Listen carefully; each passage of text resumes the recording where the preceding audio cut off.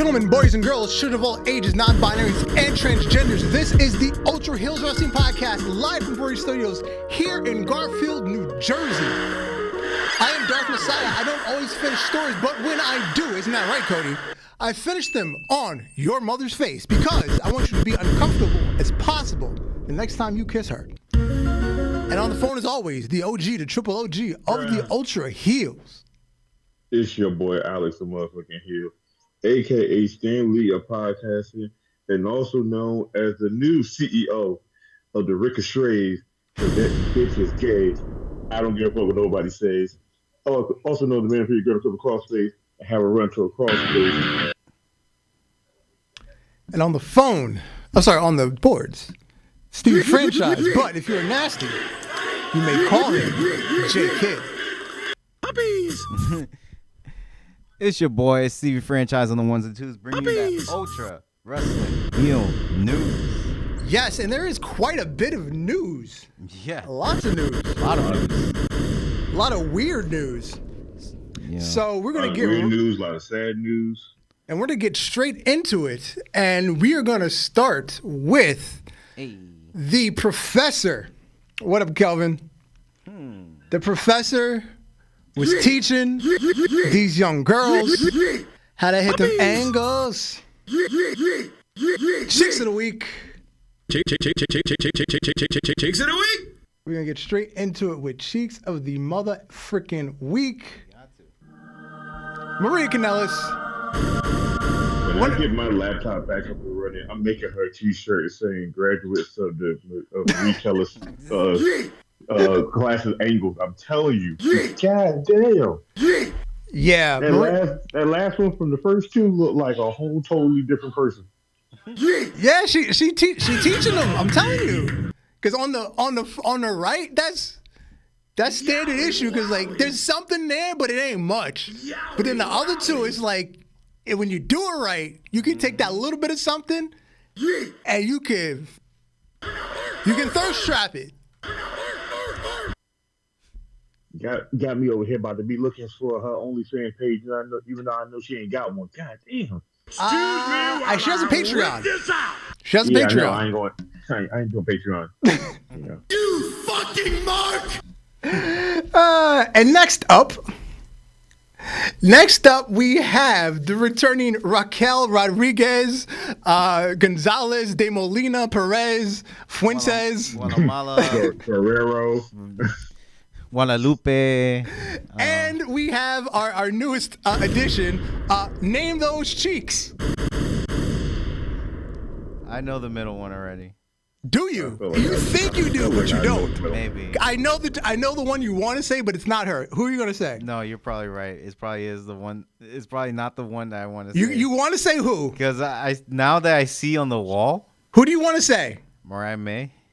Right. Okay, I thought you were going to say Lacey Evans. Nah. Okay. I see the TNA thing on the wall, like the TNA belts. Actually, that's not the TNA belt.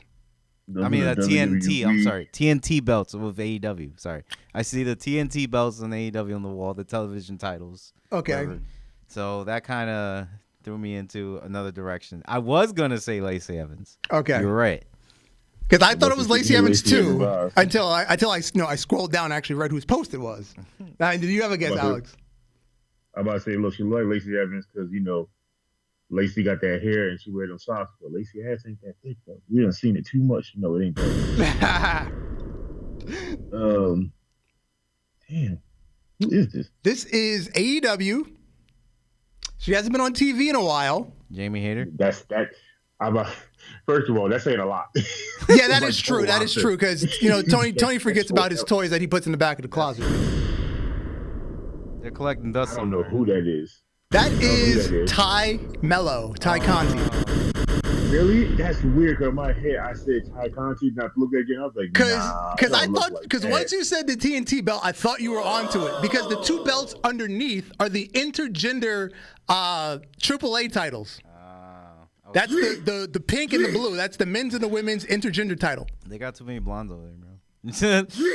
I can't tell anymore, bro. Yeah, because they had to forfeit it when she got pregnant. Basically, they were the intergender champions when she got pregnant. Basically, look like two eras of NXT over there, like of the blonde women over there. And then next we have someone you just met. We have the AEW herself, all elite white woman, Mandy Sachs, Yes. formerly known as Mandy Rose. I actually saw them cheeks. We have a young ass Nikita Lyons in the pool, all wet and dripping. And we have a thick ass Kiera Hogan looking all chocolatey and chocolatey, yes. And chocolatey. And caramelly And chocolatey. Hogan. And I don't usually like black girls, but that shit is chocolate. Hey, look, Kara Hogan, the reason why I'm an ally. I don't give a fuck that she's gay. That shit is chocolate. Hey, look, like I said, I'm an ally. I'm always going to support that her. I really want. I'm not. You know.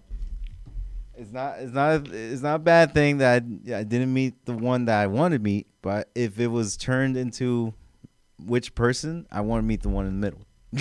Oh yeah. Yeah. Hey, JK, you know you should. Not saying that I'm not grateful. Like, you know, I saw JK, them you know cheeks. you should have did when you seen Mandy. Yes. That's what you should have did. You should have brought up one of the videos and been like, "Hey man, look, we've been supporting you since you left." I wish I had the chance to say that. I didn't even have the chance to say anything to her. And now the main event of this week's Cheeks of the Week.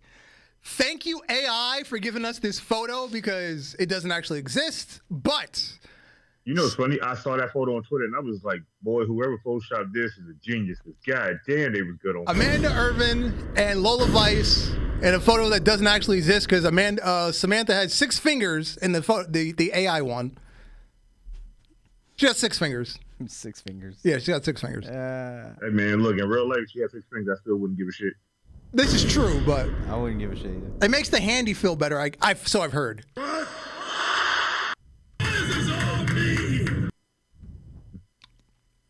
But damn. But yeah, thank you to whoever put AI to work on this. My goodness. My goodness. Yeah, thank you to whoever put AI to work. You're the real hero. Not all heroes wear capes. I feel like whoever made this sent this to Mr. Man. He's like, "Stop sending me these. I'm gonna get in trouble. I'm already in trouble." You're a hero of the day. You know what?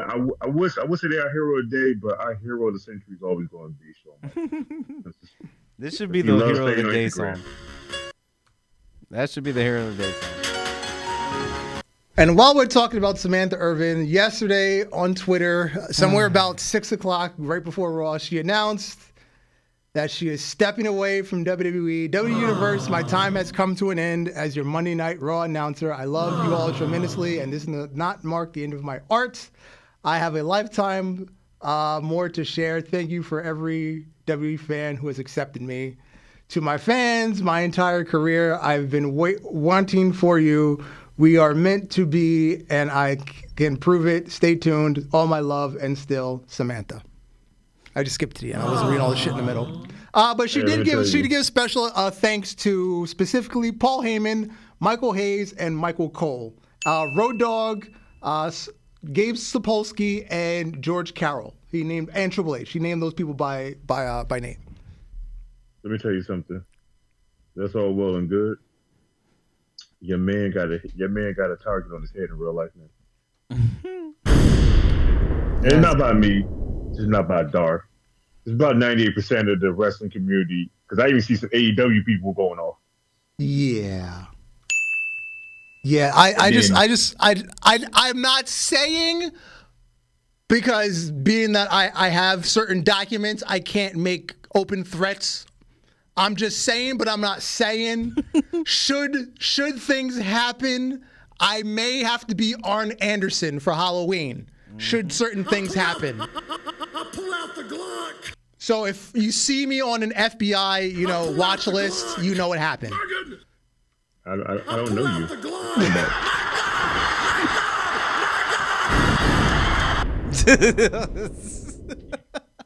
It's gonna the nigga shit gets seen out in the streets. It's gonna be like how his career's been, just him flipping and trying to run. This is gonna be. He's gonna imagine he just appear on AEW. JR is actually commentary. But the Like, Glock. look. Go I ahead. feel like going forward, if Ricochet comes out AEW, I feel like the crowd should just boo him just on that. Oh, just yeah, that. he might get booed just off of principle. Yep. Because in a roller coaster of emotions, about an hour later, WWE.com announced that Lillian Garcia is returning as the full-time Raw ring announcer. I was like, the fuck? And then immediately after that, Ricochet tweeted, "Ha ha, she's not coming to AEW. You can all rest easy." Nah, we can't rest easy, bro. Until your little scrawny gold chain having short ass get beat up by the next person you fight. I hope it's no Kenny blaze. Omega, and I hope he hits you with a re-trigger in your spinal cord. No, you. And he will no longer be addressed as Ricochet. From me, is now Trevor. Damn. Damn. Calling anybody government? Because I ain't Trevor. calling about government. You're now Trevor. And that's the bottom line, because He's not getting Stone called Cold Trevor. said so. He's not getting called Ricochet. He's getting called bitch. What a mark. He's a mark. Trevor Mann. That is his name. Trevor Mann. Man with two N's. Trevor Mann. A man with two N but no two balls. No. Damn. And this has been Ricochet's. Yes. That's amazing. Yes. Okay. All right, time for Ultra Fantasy Booking. Oh my God. Last week was Unauthorized, brought to you by Dragon Force. The theme was quality over quantity. The opening match was a triple threat tornado tag team match for the Evolved Tag Team Championships. The champions Lucha Bros took on Imperium and British Strong Style. Imperium got 1 vote. Wow. I think that was me. I think I was the only vote. Yeah. I didn't know who I voted the first time. Lucha Bros with 15 votes. Hashtag and new Evolved Tag Team Champions British Strong Style, represented by Pete Dunne and Trent Seven, Oh, yeah. That's who I picked. with 16 votes. And that's 52% of the votes. You have new champions. British Strong Style. Yeah. Match 2 Morgan. for the World of Stardom Championship. Rhea Ripley took on challenger Mia Yim, who was the former champion. So this was technically a rematch. With 92% of the votes, hashtag and still, Rhea Ripley. And this was a last woman standing cage match, by the way. Last woman standing inside of a cage. There was some blood, and it wasn't menstrual. Pull out the Glock. And our main event, which was billed as the Beast versus the Brute. Brock Lesnar, Obafemi, with Paul Heyman in the corner for the WWF Championship. 31-69. Brock Lesnar was your winner. Or Glazer. And that was Unauthorized. And now, moving along to next week's pay-per-view, which is a joint pay-per-view brought to you by both Warzone and Dragon Force. It is Halloween Havoc. So we'll have, the Halloween Havoc rules. Opening match for the MLW Championship. Walter taking on Claudio. 2 big meaty men slapping meat. European style, of course. Morgan.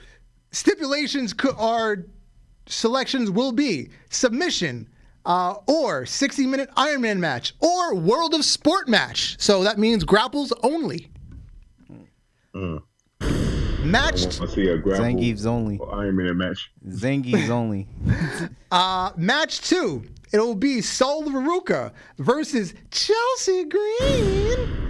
Possible stipulations are A, baby oil match, no Diddy. B, a dumpster match, right up Chelsea Green's alley. Or C, we're going to take it back. We're taking it way back to the Attitude Era.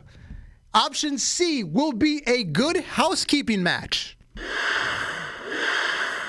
that was only like a long week. Yeah. match 3, it will be D-Generation X taking on the Undisputed Era inside of War Games.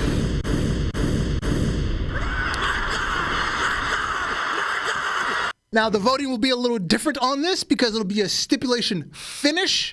So, A, MJF locks Triple H inside the shark cage so he cannot participate in the match, causing Undisputed Era to win. B, MJF runs in and kidnaps Triple H from the match, causing Undisputed Era to win. Or C, MJF attempts to attack Triple H and accidentally takes out Roderick Strong instead, causing DX to win. So that is match 3. Match 4, it will be the phenomenal AJ Styles taking on the Samoan Werewolf Jacob Fatu. Option A, a hardcore match. Option B, a stretcher match. Or option C, a lumberjack. My goodness. And our main event. Screw the Crown Jewel title. We have the Ultraverse title. And it will be a triple threat because our current world champions are not the Ultraverse champion. We actually have a running continuity.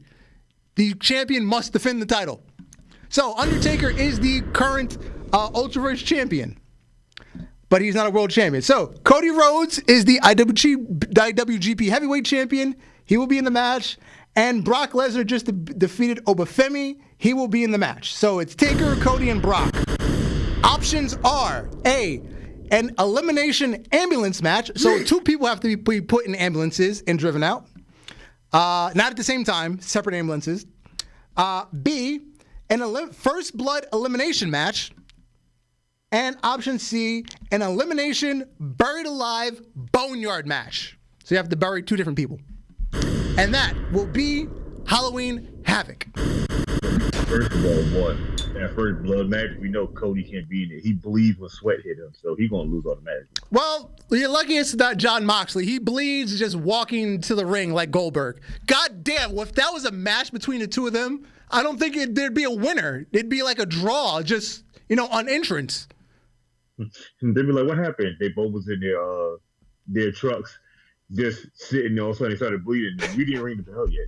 They didn't even get out here. So what do? Did we just let them fight for like 40 minutes? Nah, just fucking send the clown out. Oh God, no, nobody trying to see Tony Khan right now. Yeah, right. I wasn't even talking about that clown, but hey, if the shoe fits. He has a fucking circus drop.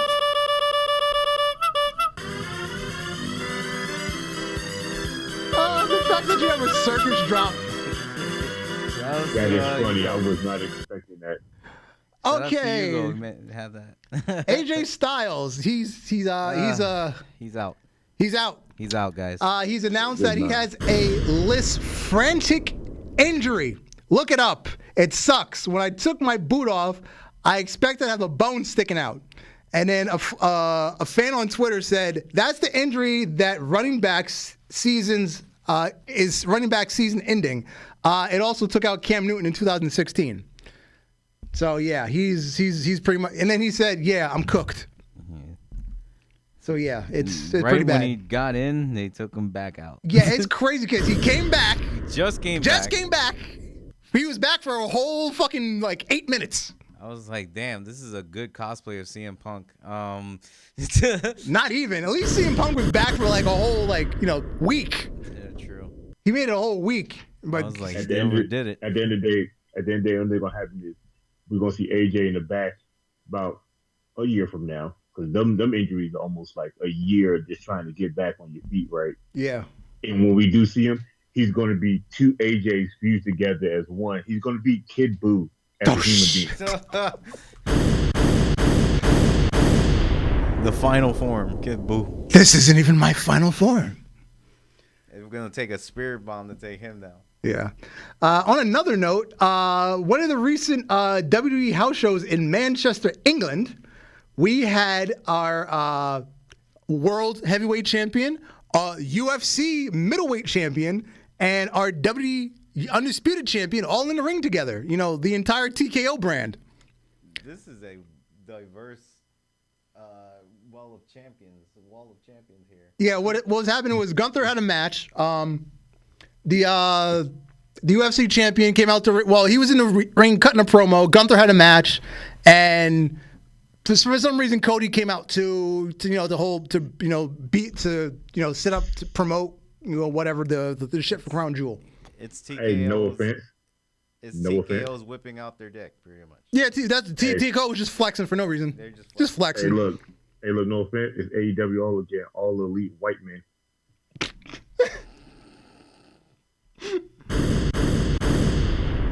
Pretty much. Yep, it is. Pretty much. It is funny though. And then there was SmackDown. Yes. There was SmackDown. Jey Uso, he showed up to talk to the little brother Solo, but he got stopped in the hallway by the OTC.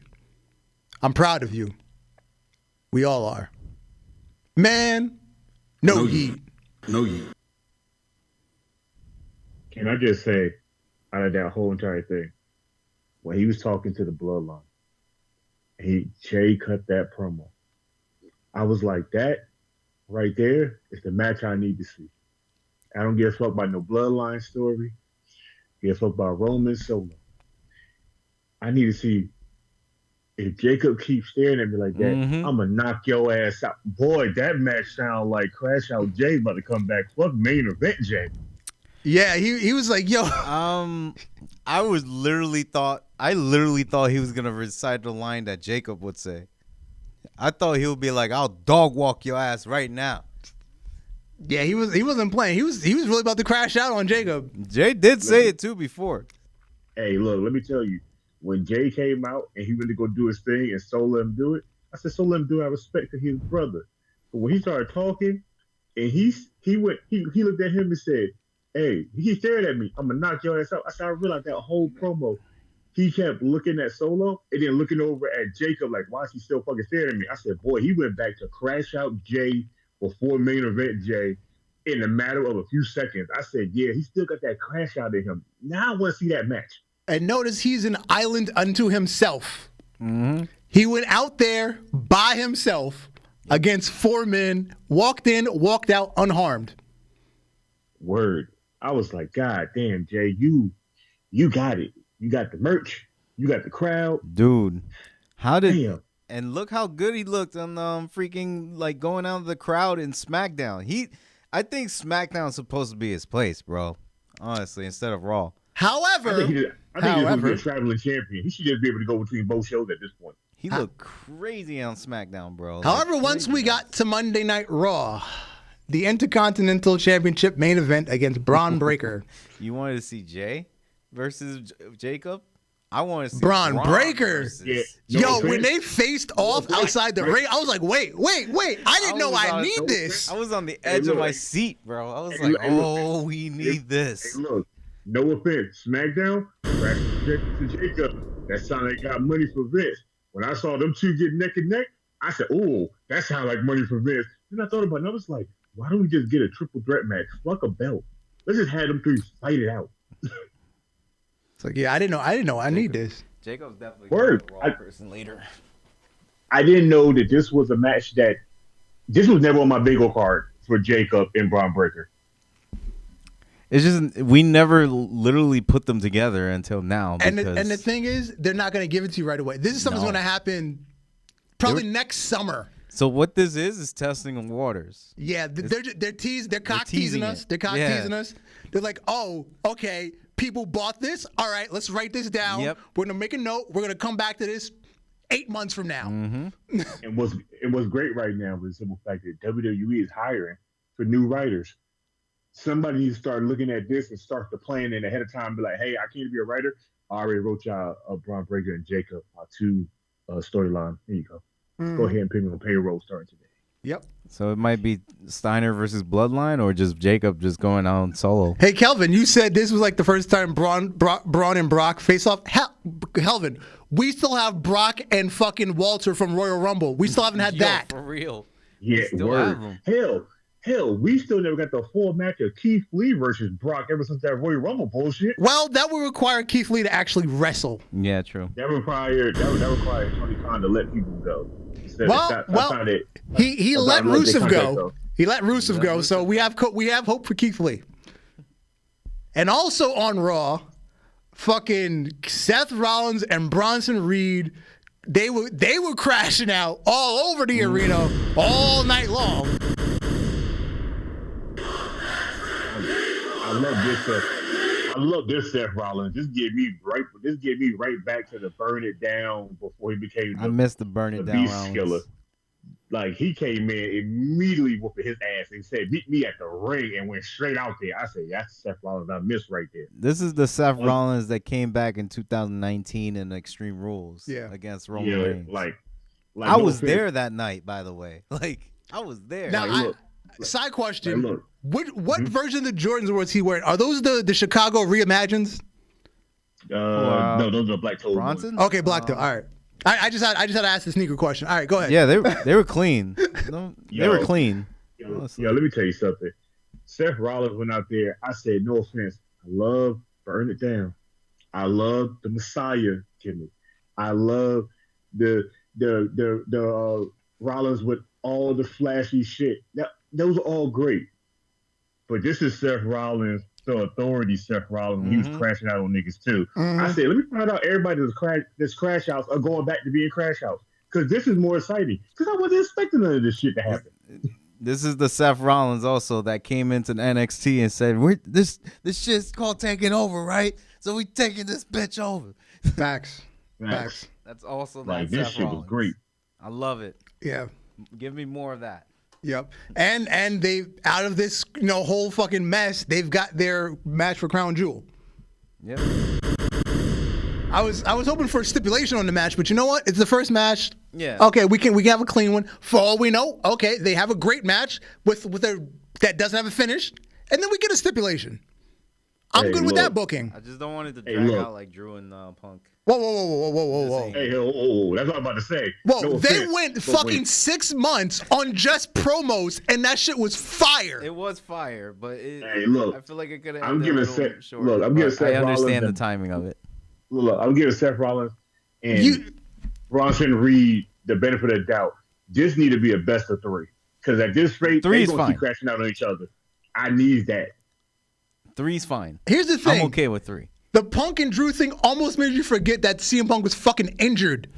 You forgot that CM Punk. That's the reason they weren't having the match for 6 months, because Punk was injured. I know that. Because the promos were so fucking good. They were so fucking good. You forgot Punk was injured. They were just covering the time that Punk was injured. I know, man. They had to though. I understand that. That's what I'm saying. I just saying, like, I hope nobody gets injured and they have to like drag it out for 6 more months. For all I care, they could have kept going with just promos. They never had to wrestle. Well, this is why we fucking watch it, right? For the promos. As I've said, if you go look up fucking the quarter-hour statistics for WWE shows, the promos do the best numbers. They do. Fuck the matches. The matches are unimportant. Honestly, he's right, because all it is just us watching a story. What up, Israel? We're just watching a story.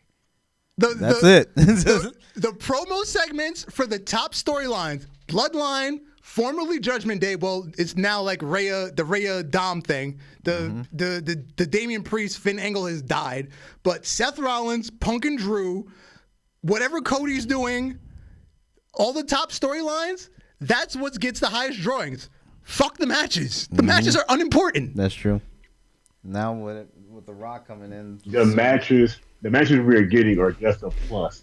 The story that we're getting is the main draw at this point. Because I don't even give a fuck. Like, they got about good writers over the years now. Like, I don't give a fuck about having the matches no more. I want to know who the hell is writing these motherfuckers promos and telling them go out there and kill it, because they are fucking murdering it on TV. No, they're not writing promos anymore. That's the problem. No, I'm sorry. That's the plus. No, I'm sorry. It's not a problem. That's the plus. Mm-hmm. The sad thing is, I feel like they're writing promos, but they're not writing word for word promos. They're going out there saying, bullet points. This is how you feel. Put your own twist on it. Point, say whatever you want in between there. And there's like, put your own twist on it. Put boom. They're being given bullet points, the way it should be. Here's what you need to say to go make it work. Get yourself over. If you can't, oh well, we'll find somebody else. Mm-hmm. That's how the wrestling business is supposed to work. Man, wrestling is hot. Well, WWE is hot. TNA is hot. That other thing in Jacksonville, yeah. If you like that kind of thing, good for you. I'm happy for you. Football. The only thing good happening in Jacksonville right now. I said wrestling, not bad wrestling. It's hot. Look, the only thing happening good in Jacksonville right now is the Jaguars won, I think, last week. That's it. That would be their second win out of, what is it, week 6? So I can't even say that's good. I'm about to say, look, it's better than their rating. SmackDown about to be lit this week, though. After the New York essence that's been going on, like fucking winning essence. The Liberty just won the WNBA title. Yeah, the Yankees are in the World Series. The Knicks are looking good. Yo, for real. The Mets made it to the NLCS. They couldn't make it to the World Series, but the Mets overachieved. The only thing screwing up right now are the football teams. They look like complete dog shit. True. Giants is getting whooping. I feel like The Rock is gonna come this week. Yeah. I feel like so we could get a new part of the storyline. Let's say. As long as he doesn't piss on a water bottle, that's all I care about. Yeah, true. Anyway, a little bit of criticism for WWE coming from me because I have to be fair. I am not in favor of Raquel Gonzalez and Liv Morgan right now. It is a copycat of Mercedes Moné and Camille. That's all I can think about right now. I didn't even know what they were doing. It is. The only difference is I have to be fair. I have to be fair. I can't go against you on that one. It is. The only thing coming good from that is people like Liv Morgan. Exactly. That's the only thing that's working right now is because Liv is over. So you could say that like WWE is just doing it better. Rodriguez had more personality in the ring than Shorty does with Monet. So this is still a generational thing. WWE is doing the same thing, but it's doing it better. I don't see the chemistry yet. Will it develop? Possibly. It's only been 2 weeks. But as of right now, for me, Raquel has always lacked personality on her. Will she hold up her end of the gimmick? I don't know. Look, she lacks personality, but Shorty that's with Monet, she doesn't have a personality. She look like Nicole Bass, just prettier. Oh man, damn. True. But in her role, she's not even asked to have a personality. She doesn't talk. She doesn't do promos. They've already had Raquel kind of do like a piece of a promo backstage. She doesn't have personality. I'm sorry. They're trying to get Carlito to make her have personality too. And then on the flip side, in AEW, Lance Archer has returned from witness protection programming, and they are calling him Drew McIntyre. Drew McIntyre. I'll say it one more time. Drew McIntyre. The new Lance Archer look. His theme song should be called Broken Wet Dreams. Oh, shit. It wouldn't be called Broken Wet Dreams. It would just be called partial. It'd be like partial wet dreams. There you go. I think Tony Khan has those on a nightly basis. I don't think those are nightly. I think those are afternoon, daily, mid-morning. Bro, it's so weird because he looks like if you said, hey, I want you to make Drew McIntyre in Warzone. This is what you come up with. Oh shit! I'm sorry. Look how disappointed fucking Tony Schiavone looks in the background. It just looks like he has gas. Yo, word. It's like he's saying, "I fuck this shit." That's just how he looks. He just looks like he has gas. Tony Schiavone looking at the background like, I feel like WWE got a little higher in spot. I might just slide over there and be in the back for a little bit. I don't know yet. Oh my God! What? I need Lance Archer to put his brains back in his head because now he looks weird. He looks like the father of a daughter that was like, "My dad will beat you up," and then he shows up. He goes, "I beat the hell out of your father still. What the hell's wrong with you?" All right, like Drew. They could be twins, but one's like more popular than the other. The next time NXT and AEW Dynamite will go head to head is in 2 weeks on November 6th. Because on Tuesday, November 5th is Election Day. So NXT is moving to Wednesday. And that NXT will be, again, on location. It will be in Philadelphia from the famous 2300 Arena, which is ECW Arena. Hey. So NXT is going extreme. And AEW once again will be in shambles. And AEW that night will be in Manchester, New Hampshire, which is in the middle of fucking nowhere. The only thing I want to see out of this, if they're going to be at the old bingo hall of ECW, I need our man, our leader, Paul Heyman, to just make an appearance. Ain't got to say a word. I just want to hear them scream ECW. I'm sure he'll be there. They can't go there and him not be there. I'm sure he'll be there. And then we'll get a proper time. And I'm sure they'll pull out either fucking RVD or Bully Ray or Tommy Dreamer. Somebody else is coming with him. Sandman. No, I don't think he's allowed it there on WWE television. Nah, he's in the back somewhere in the corner. I don't think he's allowed on their property. He's across the street just drinking a beer. Okay, I'll give you that. He's across the street drinking a beer while he's watching. Yeah, I think he can come that close. I think it's like 100 feet away or something like that.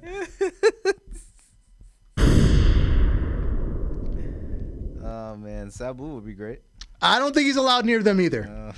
I think he has a fucking restraint order too. I don't know. I'm making shit up. Sabu is not allowed to be around the younger generation. John Laurinaitis. Jesus! John Laurinaitis is getting divorced from the Garcia twins' mother. We have to assume it's because of the allegations. The allegations? I just thought because he was a tool. But, we can work with allegations. Both. Allegations that he is a tool? Yeah. I mean, it's no allegation. No, I'm going to say the allegations of him shitting on of Janelle Grant's head. Oh, yeah. Along with, while he was allegedly a victim of Vince McMahon. The way Usher was a victim of Diddy. I couldn't say that I didn't know that this was coming. Because I knew. I knew this was going to be a thing where, it's going to cause drama in the house. Yeah. I wonder what Danielson has to say about this. Right? Daniel, his wife live in a whole nother house. They ain't got shit to do with this. They're very distant now, I guess. Yeah. It is what it is. It is what it is. Yep. But back to ECW and the weird shit they do. RVD and his wife, what is that bitch's name? That plastic. The fact that you just said that so smooth. The plastic. What is the plastic bitch's name? Because she's literally all plastic except for like her feet. She's got nose job, chin, jaw. She's got the ab implants. She's got calf implants, multiple BBL surgeries. I'm sure she's got a labia done. She's got tummy tuck. What has she not had done besides?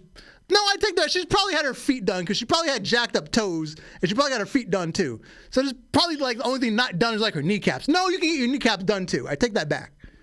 So what you're saying is she's another Cause character. Got it. Yeah, yeah. I forget her name, but anyway, they started a website called Only Wrestlers, an app, Only Wrestlers, bridging the gap between pro wrestling and passionate fans. And here's the thing. It's been out for over a year, so this is completely off the radar. Wow. I don't know how I came across it, but I came across it this past week. All I know is as long as there's only fans, I'm not looking at only wrestling.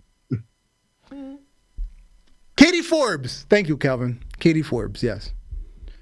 And Katie Fake. There you go. Yeah.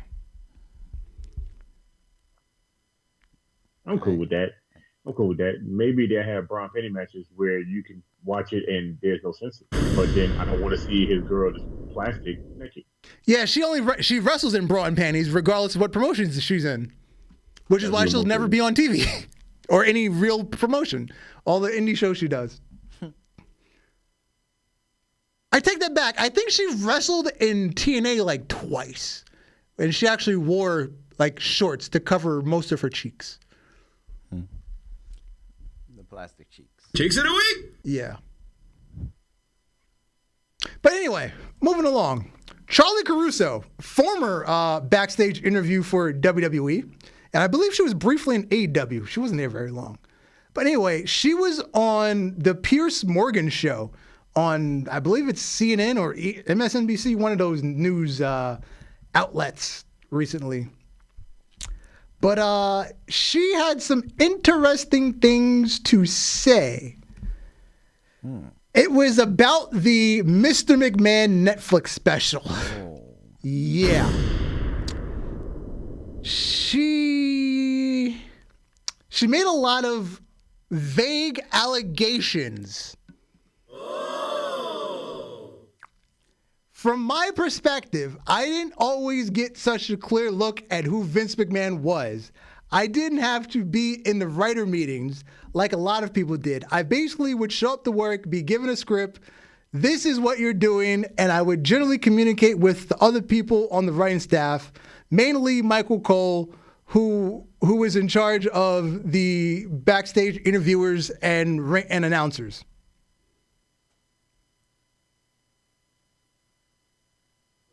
Sounds like to me somebody wasn't getting paid and they're a little upset.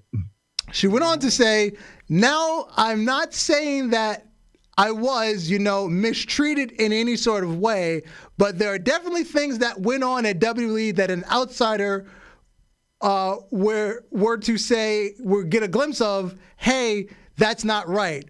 What's going on here? How are people working in these specific conditions? But it is just one of those things that you kind of went along with when you were working with WWE.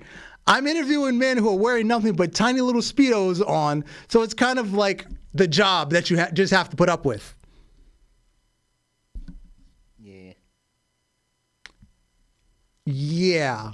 So, mind you, again, since she has left WWE, again, I don't forget which news channel she works for, but she is very into very politically charged right-wing news. So take what she said with a grain of salt. That sounds like two other wrestlers I know that disappointed me recently. Kane and The Undertaker, yes. But anyway, but the other people on this panel were Maven, Jonathan Coachman, and Vince Russo. They were all on the Piers Morgan show together with Charlie Caruso. Well, a lineup of forgettable people.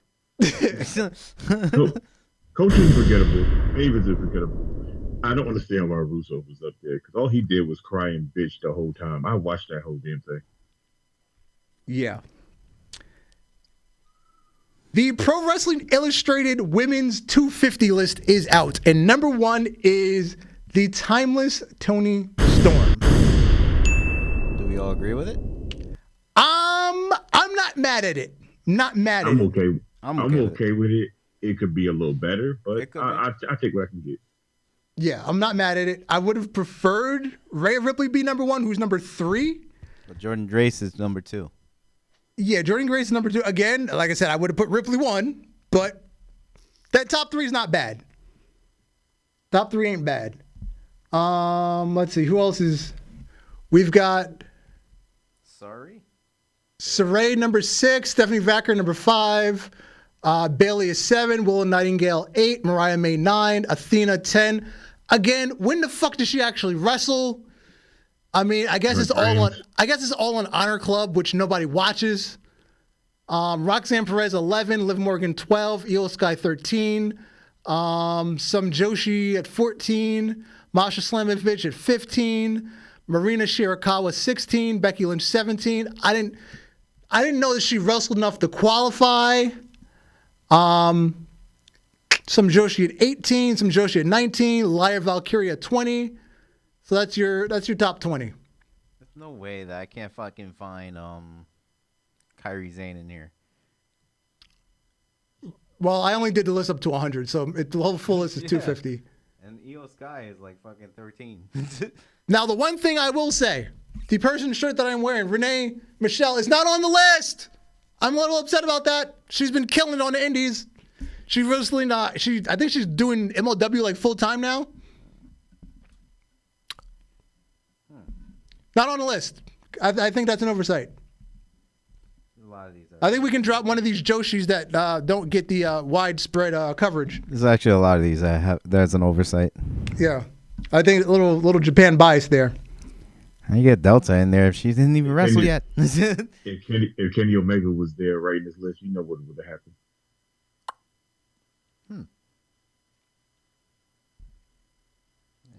This list is alright. Like I said, it's not none to go. Again, oh my god, Anna Jay over crazy. Kairi Sane. Come on. Maybe she didn't qualify. Maybe she didn't qualify. You have to have a certain amount of matches in a certain amount of time. It could just be that she didn't qualify. All right. Because when we did the men's list, I went over the qualifiers, so maybe she didn't qualify. Because at first you have to qualify, then you get judged. So it could simply just she didn't qualify. Now, the important thing about this, as I was going over the list, I found an article. What is the name of this website? Outsports.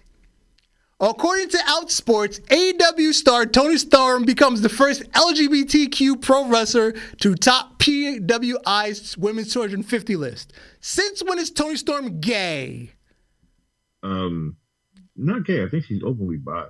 Okay, bi, cool. I'll accept that. But the way they promoted this article just makes it sound like gay. Everybody knows she's fucking married to Juice Robinson. Now, if she's married to Juice Robinson and she's bi, what she does in her bedroom, cool. In her bedroom that I need to be at. Cool. But where in the fuck is she promoting that she's bisexual? I guess they took it as from the episodes of AEW when she was giving shorties kisses and then just going about her business. But that's done in all wrestling and not any of them. Exactly. Exactly. Her character has heavy lesbian overtones. Mm-hmm. Right. But where in her personal life on social media does she promote that she is bisexual if she indeed is? So this website, whoever wrote this article, just completely jumped the shark and said, hey, here's this gay wrestling star. So to the people within the LGBTQ community that don't watch wrestling are now going to go watch wrestling and think, oh, here's this gay wrestling star who doesn't really promote it if she is indeed within the community. Because the article then goes on to say, joining in the top 100 were Shayna Baszler, who's openly gay, Ali Catch, I don't have a thing for that, Vaney Sandra Monroe, I'm not familiar with her, Alexa Lee, and Giselle Shaw, who we all know is transgender. Further down, Nyla Rose, transgender, Trish Adora, not sure who she is, Layla Hirsch, we know she's lesbian, Abaddon, lesbian, Diamante, lesbian, Kira Hogan, lesbian. Tegan Knox, lesbian. International LBGQ representation came from Aussie indie stars Steph Delaner, Charlie Evans, Safari Reed, Chantel Jordan, and Puerto Rican wrestler Nera Robles. So, fine, cool. But the person you're headlining this article with doesn't even promote the fact that they are within the community openly, if they are. Just saying. They think so. You know how I feel like wrote this? The black chick that Vince and them let go that they had as a writer that didn't know nothing about wrestling? Most likely. Hey man, somebody need to get a check. Somebody needs a check. I need one. WWE, come holler at me. Word. Well, WWE, I'm coming to you. Very good possibility. That check is ready. Very big possibility. So Maple Leaf Pro Wrestling Yeah, what the hell is this? I saw this show on the internet. I was like, what the fuck is happening here? I will tell you what Maple Leaf Pro Wrestling And is. Wow. Maple Leaf Pro Wrestling is the successor to Maple Leaf Wrestling, which is the unofficial name of the promotion run by Frank and Jack Tunney in Toronto, Canada in the 1970s and 80s. Scott D'Amore, formerly of TNA Impact, who was fired late last year, has headed up his own promotion in 2024, Maple Leaf Pro Wrestling. His family's rich, by the way.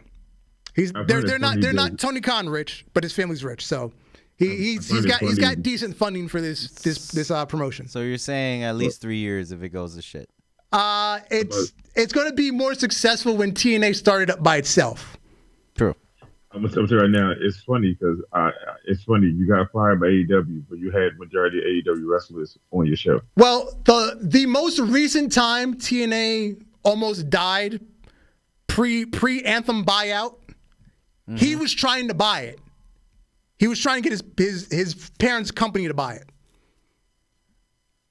So he would have been the owner of TNA the most recent time until they found somebody else to buy it. So yeah, Mauro Ranallo and Don Callis for now are the announcers. The main event was Tanosuke Takeshita versus Mike Speedball Bailey. That was the main event. One of the other matches was Bully Ray versus Raj, whatever the fuck Jinder Mahal's real name is. I always forget his real last name, but it's Raj is his first name. Yeah, they had a tables match, Bully Ray and Raj. Well, yeah. Nice to see that Raj is working. Yeah, Raj and Maharaja. Raj and Bully Ray had a tables match. Maharaja is working finally. Yep. And let's get all up in Uncle Dave's ass. No Diddy. Let's get all up in his ass. So, Dave Meltzer, a couple of days ago, Raj Desi, there we go, Deshi. Uncle Dave posted, Nick Khan says the most important numbers are ratings, revenue, and relevance. A fan posted, yes, I didn't proofread well enough. That said, your tweets on wrestling ratings show which wrestling company you prefer. Come January, ratings won't matter, thankfully. So, but his response was, Nick Khan says the most three important numbers are ratings, revenue, and relevance. That was your response. Quoting Nick Khan, the president of WWE, the most powerful man in wrestling. That was your response. But one of your best friends, Tony Khan, about 4 or 5 months ago, he posted on Twitter, I book wrestling for the sickos because that's what I am and who I care about. Not a statement I want to ever put on Twitter. And that's why AEW is in the state that it's in. Look what Nick Khan said, and look what the other Khan said. But yet, these two are friends. Yeah. Dave Meltzer quoted one person, but he defends the other one to the end of the earth. How much is Tony Khan paying Dave Meltzer to just say ridiculous shit? Well, let's continue. Let's look at the other idiotic things that he says and the receipts that people come up with. So, Dave Meltzer, this past week, reporting AEW Dynamite. AEW did 633 with baseball playoffs and WNBA as the leading competition. Reports it, right? But meanwhile, NXT did 639, which beat Dynamite. Mind you, they were back both on their normal nights. It wasn't directly head-to-head. NXT did 639, basically back to USA Network numbers in Week 3 on CW. Yankees did a 1.28 on cable, which beat Fox, which beat NXT Fox, but also lost in other networks. All of these people who got furious and insulted me Week 1 when I said this would happen. By Week 4, you certainly can and won't apologize or learn that this is my field. And then some fans said, good old-fashioned, unbiased journalism. Right, Dave? Exactly. You gave good, honest reporting to AEW, but then on the other side, you criticized NXT. Yep. But meanwhile, in the other tweet, you're quoting Nick Khan. make 0 cents, Dave. You make 0 cents. 0 cents. Let's go to the next one. Let's go to this one. Question: if Tony Khan had unlimited money to spend, why are Reigns, Heyman, Rollins, Lesnar, Ripley, etc. not working for him right now? Answer: because he didn't have unlimited money to spend. He does, but that's besides the point. They're just smart enough not to take all his money. They value their career over money. That's why they're not working there. Anyway, the fan had originally said, huge difference though. Tony had unlimited to spend, so he could afford to take a couple years of spending while losing money. Most promoters, owners couldn't do so. I find it hard to compare him to other people since he had never had to worry about running out of money. Because in the previous tweet, the fan was comparing Tony Khan to Eric Bischoff in the 90s when he took over WCW during the Turner administration. That was the basis of that tweet. Dave Meltzer also said in response to a fan, because the fan said, no, he's just a really rich dad and wanted to buy his son a real-life playset for his hobby. Everything else just fell into place, seeing how he wasted that opportunity and is borderline criminal. So Dave said, if I bought my son a playset and he worked on it for 5 years and it was to gross 250 to 300 million, next year it would be worth over $2 billion. I have realized I really didn't buy my son a playset, but a successful business. I get old beliefs die hard, but you've got to let this die. It's not healthy living your narrative. Dave, nobody in business bases their business on gross income. What is the net income? AEW's net income is in the red, you dumbass. You fucking dumbass. What is the bottom line on the fucking... Jesus Christ. What is the bottom line on the P&L report? Do they even have a P&L report? Do they care to write one? Do they even care to write a P&L? They probably don't. It doesn't even matter if they write one.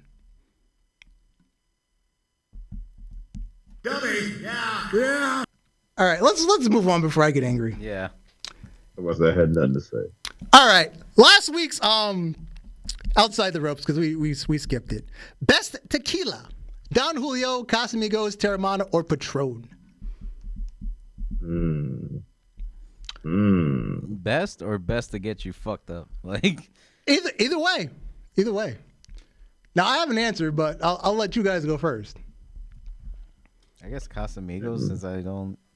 That's the only thing I drunk. I don't drink all of these, but that Don Julio makes you a Julio. Excellent answer, sir. Excellent answer. And I'll tell you why. Because Don Julio is the only non-genetically modified tequila on this list. The rest are genetically modified. Because the Teremana, the one that's owned by The Rock, it does not come from an actual farm. He wants you to think it does, but it does not come from an actual farm. It is from a genetically modified plant. So you're gonna believe somebody who's same thing with Casamigos, which is partially owned by George Clooney. Same concept. It comes from a genetically modified plant grown in a lab. I was gonna say you believe somebody that actually said that this is from the farm. You know, the same person that said, you know, that's selling shampoo or, and has no hair. It has no hair. And how the fuck do you know it works? And Patron artificially ages their tequila. Well, Teremana and Casamigos does too, but it's just even worse because they use genetically modified plants.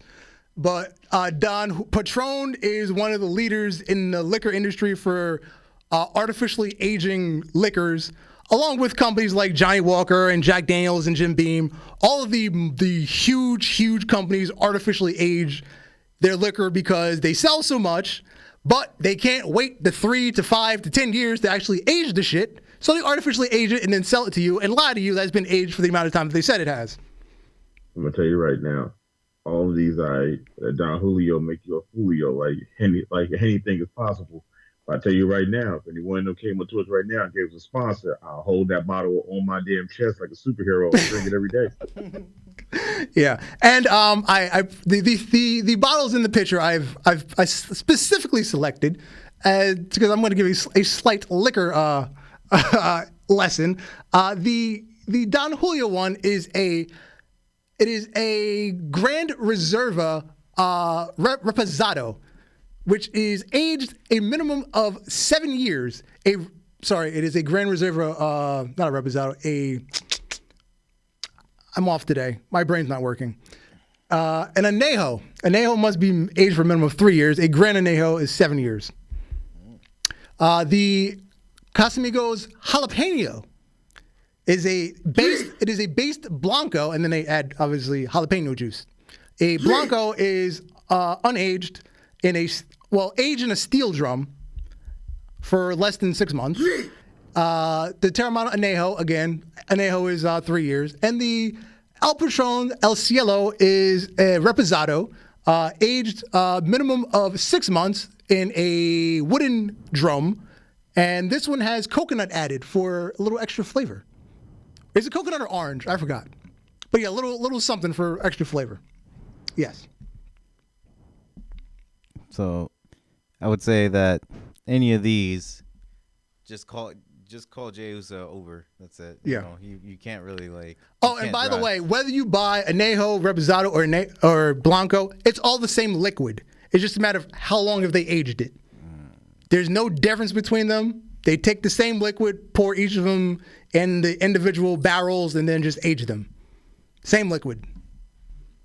So if you want to get fucked up 7 years from now, you good. Exactly. And again, back to the artificial aging. That's the problem, because the companies are now selling so much they can't keep up with demand, so they artificially age the liquors. Wow. Yeah. It's a whole process of, instead of putting them in a barrel to age them, they now take the metal drums that you normally put a Blanco in, take that metal drum and you put wood chips in the liquid so it absorbs faster, because now all of the liquid is touching the wood as opposed to just the outside touching the wood. So now all of the liquid is touching wood, and it ages it 5 to 10 times faster. So you get it done in like I said, 5 to 10 times faster. Instead of waiting 5 years, you don't have to wait a year. Yeah. That's not bad. Yeah, artificial aging. And now this week's Outside the Ropes, after your liquor lesson, I feel like a little connoisseur. Well, actually, that's not the word for tequila, but I don't know what the word for tequila is. There's no blaze me. Best pickup truck. We have the Ford F-150, the Chevy Silverado 1500, the Dodge Ram, and the Toyota Tacoma. The Dodge Ram looks like if you bought a Scat Pack and then say, you know what, I'm going to send it to The Rock and let it work out with him for a year, and it comes back. That's what it looks like. Well, this is specifically the Hellcat model. Yes. Yeah, I know. Let me tell you, I'm a Ford man, and I'm built Ford tough. You did what I say. Okay. So I'm going to go ahead and go with that F-150. Okay. Jacob? I'll probably go with the Tacoma. Okay. Yeah. Okay. I would figure for you and your Hispanic brethren, yes. Yes. Yes. As a car guy, I have two choices. I'm going with the Silverado or the Tacoma because of customization options. Yep. The Ford and the Dodge are hard to. There's a lack of customization options. No, you can only use either Mopar or Ford parts to customize. You're limited on what you can do. With Chevy, but just General Motors, you have a plethora of options to customize that. For engine options, up the wazoo. You can fucking take the engine. You can take the fucking super engine out of the Tacoma and put it in the fucking Chevy, and it'll work fine. You can take the fucking Camaro engine out of the fucking Chevy and put it in the fucking Toyota. It'll fucking work. It's a lot harder to do that with the fucking Dodge and the Ford. A lot harder. It can be done, but it takes a lot more work and a lot more expertise. The other ones, it's a fucking, project with your boys for a couple months. Imported It stuff sounds are like you're better. it sounds like you're saying they're Lego sets and they can just match with each other. I mean, imported stuff are better, man. Like stuff that came outside of the U.S. It actually has best transmission. So Yeah, you know. that's just me as a car guy. Yeah. So This has been another exciting episode of the Ultra Heels Wrestling Podcast. Thank you for coming, Cody. You didn't say much today.